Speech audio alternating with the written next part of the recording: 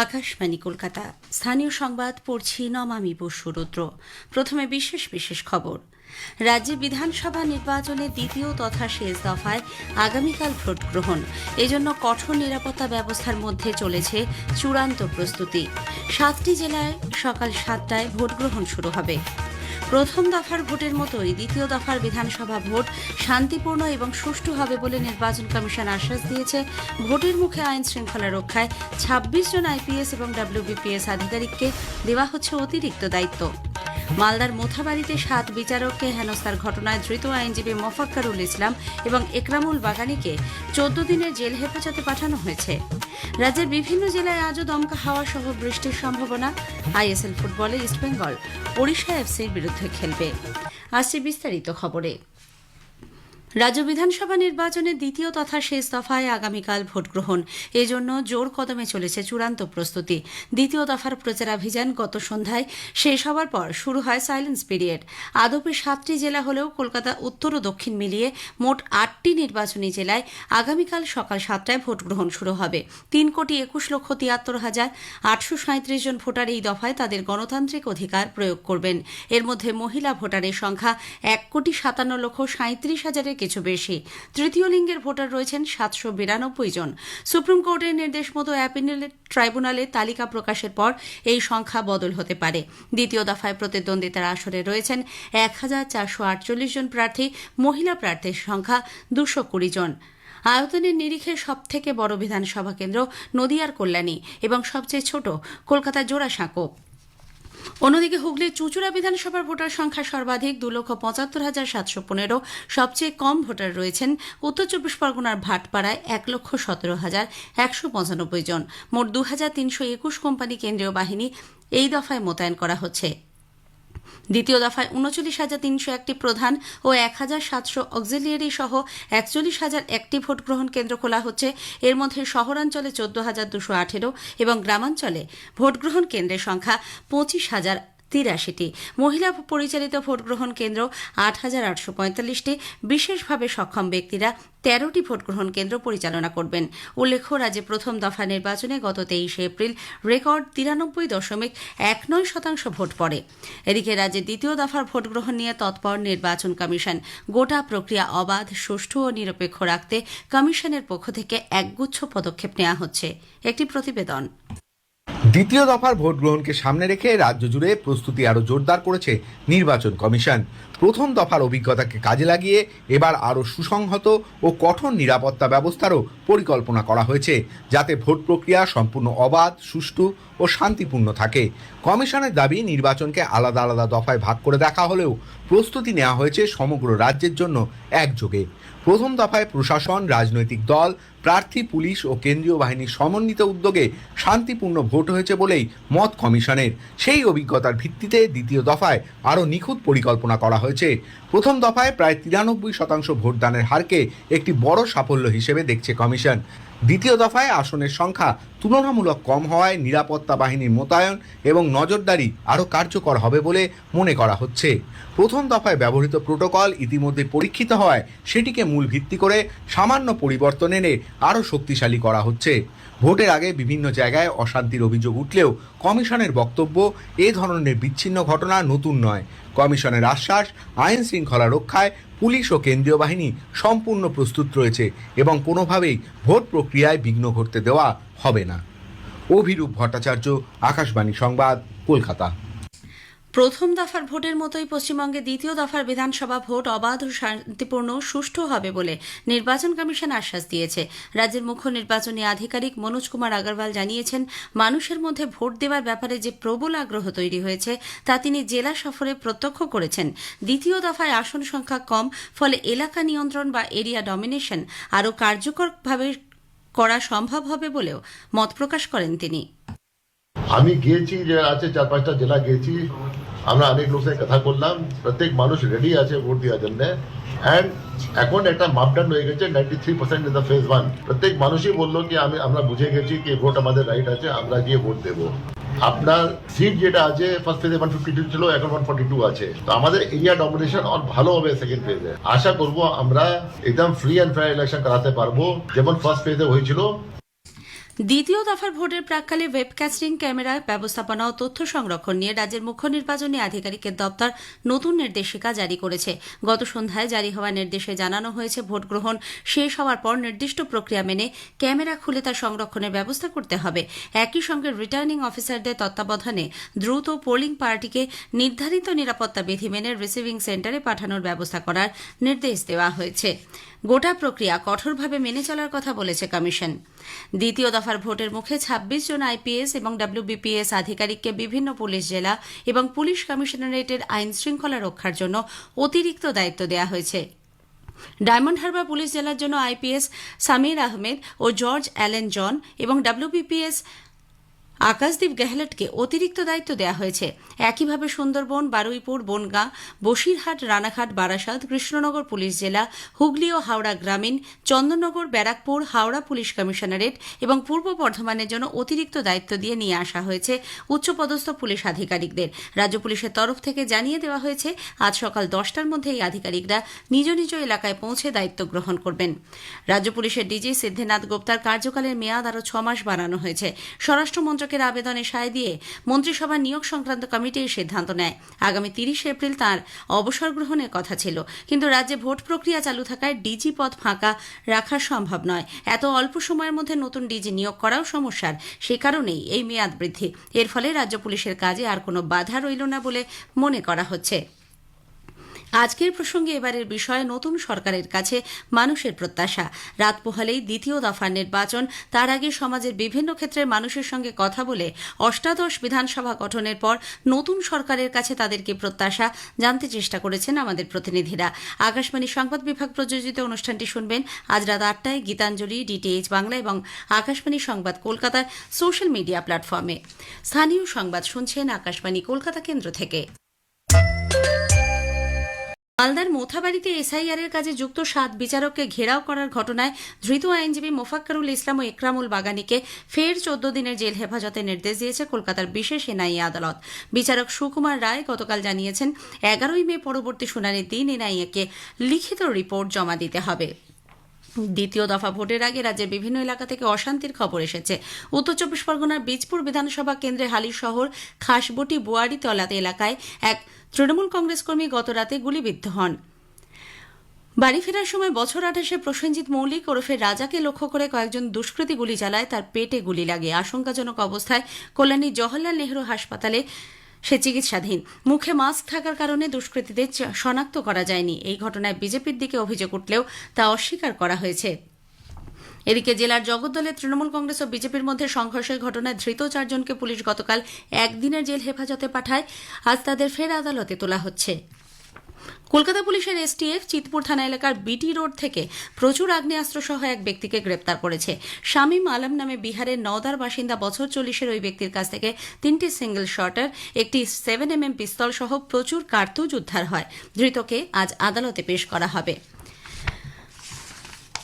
রাজ্যের বিভিন্ন জেলায় গত 2 দিন ধরে বিক্ষিপ্তভাবে বৃষ্টি হচ্ছে। আজও দক্ষিণবঙ্গের পূর্ব বর্ধমান, নদিয়া, 2 24 পরগনা জেলায় দমকা হাওয়া ও বজ্রবিদ্যুৎ সহ বৃষ্টির কমলা সতর্কতা রয়েছে। ঝোড়ো হাওয়ার গতিবেগ কোথাও কোথাও 50 থেকে 60 কিলোমিটার পর্যন্ত হতে পারে। অন্যদিকে উত্তরবঙ্গের দার্জিলিং, জলপাইগুড়ি, কালিম্পং ও আলিপুরদুয়ার জেলায় ভারী বৃষ্টির সতর্কতা।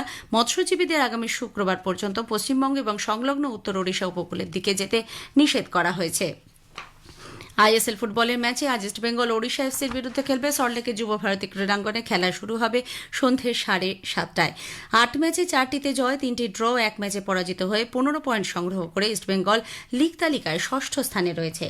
শেষ করার আগে স্থানীয় সংবাদের বিশেষ কিছু অংশ আরও একবার। রাজ্যে বিধানসভা নির্বাচনের দ্বিতীয় তথা শেষ দফায় আগামীকাল ভোট গ্রহণ, এই জন্য কঠোর নিরাপত্তা ব্যবস্থার মধ্যে চলেছে চূড়ান্ত প্রস্তুতি। প্রথম দফার ভোটের মতোই দ্বিতীয় দফার ভোট শান্তিপূর্ণ এবং সুষ্ঠু হবে বলে নির্বাচন কমিশন আশ্বাস দিয়েছে। রাজ্যের বিভিন্ন জেলায় আজও দমকা হাওয়া সহ বৃষ্টির সম্ভাবনা। আইএসএল ফুটবলে ইস্টবেঙ্গল খেলবে ওড়িশা এফসির বিরুদ্ধে। স্থানীয় সংবাদ শেষ হল। আকাশবাণী খবর পড়ছি ধৃতি সেন শর্মা। বিশেষ খবরগুলো, পশ্চিমবঙ্গ বিধানসভা নির্বাচনে দ্বিতীয় চূড়ান্ত দফার জন্য প্রচার পর্ব শেষে এখন চলেছে সাইলেন্স পিরিয়ড। এই দফায় আগামীকাল কঠোর নিরাপত্তায় 7 জেলার 142টি আসনে ভোট গ্রহণ। প্রধানমন্ত্রী নরেন্দ্র মোদী আজ গ্যাংটকের পালজোর স্টেডিয়ামে সিকিমের 50 বছর পূর্তি অনুষ্ঠানে যোগ দেবেন। সিকিম সফর শেষে তিনি যাবেন উত্তরপ্রদেশে। ভারত ও নিউজিল্যান্ডের মধ্যে বহু প্রতীক্ষিত মুক্ত বাণিজ্য চুক্তি স্বাক্ষরিত। প্রতিরক্ষা মন্ত্রী রাজনাথ সিং আজ কিরগিজস্তানের বিশকেকে এসসিও প্রতিরক্ষা মন্ত্রীদের বৈঠকে যোগ দেবেন। ইরান মার্কিন যুক্তরাষ্ট্রের কিছু শর্তের বিনিময়ে হরমুজ প্রণালী খুলে দেওয়ার প্রস্তাব দিয়েছে। এই প্রস্তাব খতিয়ে দেখতে মার্কিন প্রেসিডেন্ট ডোনাল্ড ট্রাম্প তার নিরাপত্তা উপদেষ্টা দলের সঙ্গে বৈঠক করেছেন।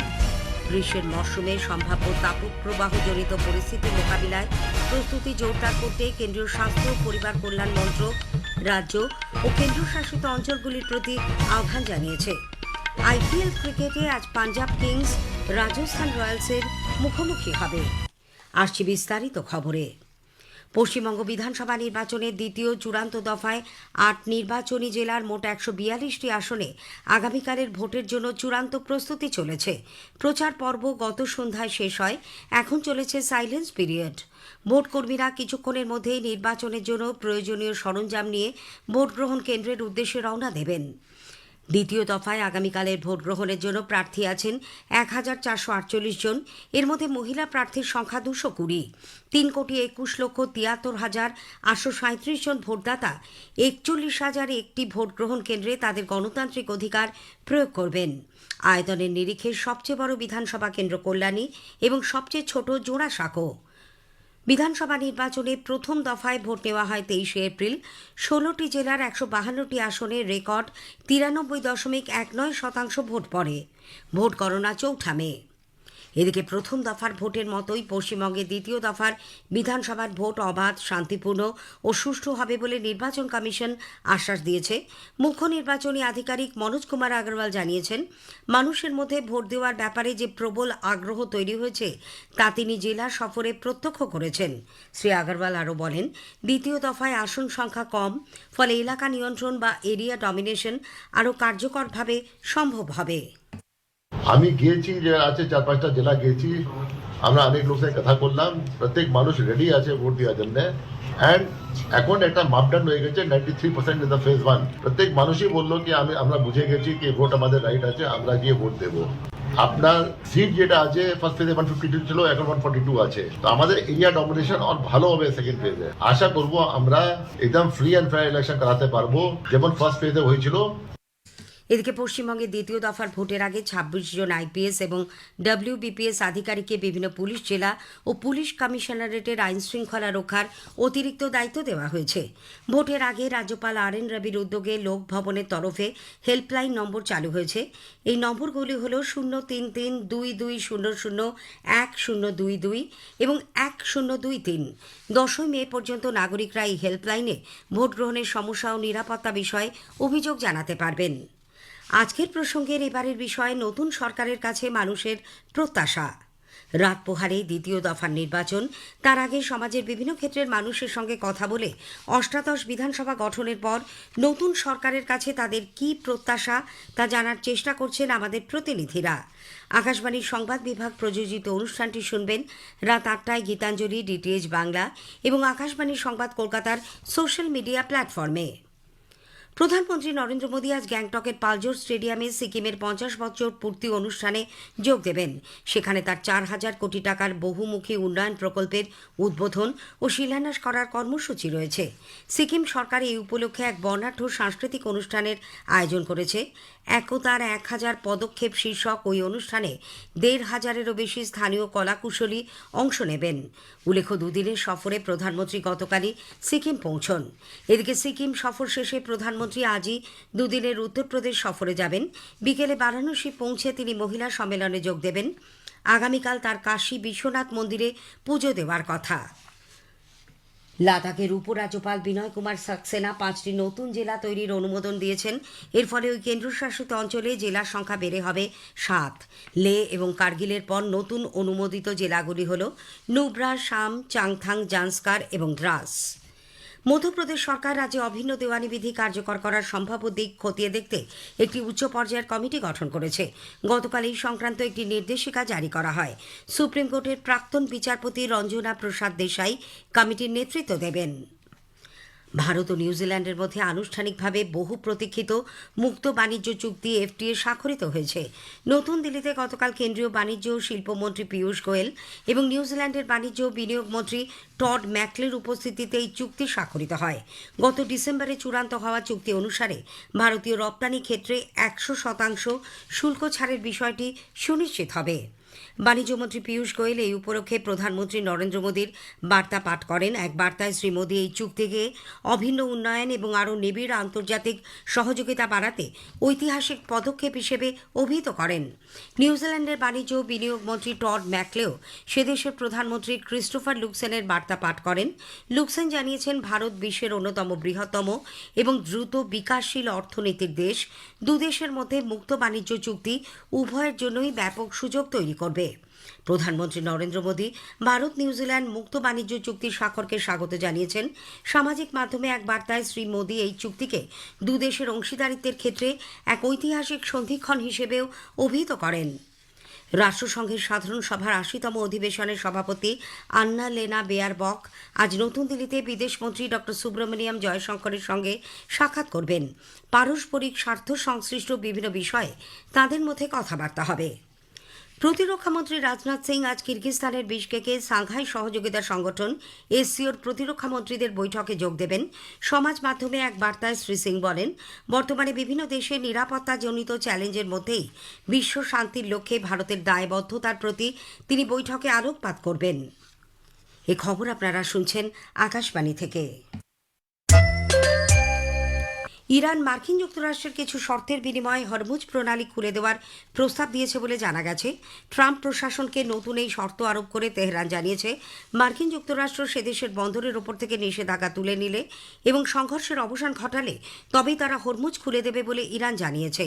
উল্লেখ্য, ইরানের বিদেশমন্ত্রী আব্বাস আরাকচির সেন্ট পিটার্সবার্গে রাশিয়ার প্রেসিডেন্ট ভ্লাদিমির পুতিন ও বিদেশমন্ত্রী সার্গেই লাভরভের সঙ্গে বৈঠকের মধ্যেই ইরানের তরফে এই প্রস্তাব দেওয়া হল। বৈঠকের আগে আরাকচি সাংবাদিকদের বলেন, মার্কিন যুক্তরাষ্ট্র সংঘর্ষ নিরসনের লক্ষ্যে তাদের প্রতিশ্রুতি পূরণে ব্যর্থ হয়েছে। এখন তারা আলোচনার পথে এগোতে চাইছে। এদিকে পুতিন ইরান রাশিয়ার সম্পর্ককে কৌশলগত অংশীদারিত্বের সম্পর্ক হিসেবে অভিহিত করে বলেছেন, মস্কো পশ্চিম এশিয়ার শান্তি ও স্থিতাবস্থা ফিরিয়ে আনতে সব রকমের প্রয়াস চালিয়ে যাবে। সেন্ট পিটার্সবার্গে ইরানের বিদেশমন্ত্রী সৈয়দ আব্বাস আরাকচির সঙ্গে এক বৈঠকে পুতিন চলতি আঞ্চলিক সংকটের মধ্যেই পশ্চিম এশিয়ায় শান্তি পুনঃপ্রতিষ্ঠার ওপর জোর দিয়ে ইরানকে সমর্থনের আশ্বাস দেন। এদিকে হরমুজ প্রণালী খোলার ব্যাপারে ইরানের প্রস্তাব খতিয়ে দেখতে মার্কিন প্রেসিডেন্ট ডোনাল্ড ট্রাম্প তার নিরাপত্তা উপদেষ্টা দলের সঙ্গে বৈঠক করেছেন। হোয়াইট হাউসের মুখপাত্র ক্যারোলিন লিয়েভিট জানিয়েছেন, ইরানের সাম্প্রতিক ওই প্রস্তাব বৈঠকে খতিয়ে দেখা হয়। Well, only because it's been reported, I will confirm the president has met with his national security team this morning. The meeting may be ongoing, maybe not. I don't want to speak affirmatively because I was prepping to come out here. But the proposal was being discussed. I don't want to get ahead of the president or his national security team. What I will reiterate is that the president's red lines with respect to Iran have been made very, very clear, not just to the American public, but also to them as well. I wouldn't say they're considering it. I would just say that there was a discussion this morning that I don't want to get ahead of, and you'll hear directly from the president, I'm sure, on this topic very soon. রাষ্ট্রসংঘের মহাসচিব Antonio Guterres পরমাণু পরীক্ষার পাশাপাশি পরমাণু ঝুঁকির বিপদ সম্পর্কে সতর্ক করে দিয়েছেন। শীর্ষস্তরীয় কূটনীতিবিদরা 1970-এর পরমাণু অস্ত্র প্রসার রোধ চুক্তি পর্যালোচনা করতে নিউ ইয়র্কের রাষ্ট্রসংঘের সদর দপ্তরে সমবেত হয়েছেন। গ্রীষ্মের সময় সম্ভাব্য তাপপ্রবাহজনিত পরিস্থিতির মোকাবিলায় প্রস্তুতি জোরদার করতে কেন্দ্রীয় স্বাস্থ্য ও পরিবার কল্যাণ মন্ত্রক রাজ্য ও কেন্দ্রশাসিত অঞ্চলগুলির প্রতি আহ্বান জানিয়েছে। রাজ্য ও কেন্দ্রশাসিত অঞ্চলগুলির মুখ্য সচিবকে পাঠানো এক চিঠিতে মন্ত্রকের সচিব পুণ্য সলীলা শ্রীবাস্তব জানান, এবছর এপ্রিল থেকে জুন মাস পর্যন্ত দেশের পূর্ব, মধ্য ও উত্তর পশ্চিমাংশের পাশাপাশি দক্ষিণ পূর্বের রাজ্যগুলিতে স্বাভাবিকের থেকে বেশি তাপপ্রবাহ সৃষ্টি হতে পারে বলে আবহাওয়া দপ্তর পূর্বাভাস দিয়েছে। তার প্রেক্ষিতেই এই সতর্ক বার্তা। আইপিএল ক্রিকেটে আজ পাঞ্জাব কিংস রাজস্থান রয়্যালসের বিরুদ্ধে খেলবে। মুলানপুরের পিসিএ নিউ ক্রিকেট স্টেডিয়ামে খেলা শুরু সন্ধ্যে 7:30টায়। খবর আপাতত এ পর্যন্তই।